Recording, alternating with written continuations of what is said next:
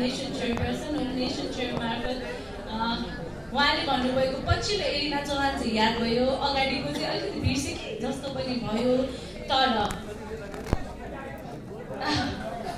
म गीत अवश्य गाउनेछु र यहाँहरूले अघि हामीसँग नाच्नु भएको जस्तै गरेर हामी सबैजना नाच्ने पनि छौँ। र त्यो भन्दै गर्दाखेरि 260वटा कार्यक्रम जेसिसको बेटरमेन्टको लागि मात्र गरिएको थियो। त्योभन्दा बाहिर पनि धेरै कार्यक्रमहरू गरेको थियो मेरो 13वटा असाइनले। तर 260 भन्दा प्लस पनि कार्यक्रम हुन सक्ने सम्भावना छ, सम्भावना जेको पनि हुने गर्दछ। र त्यो भन्दै गर्दाखेरि यदि असाइन भएको हजुरले एरिया ए भन्नुभयो, एरिया ए मै असाइन राजा मतिवा मतिनाया राजा मतिवा मतिनाया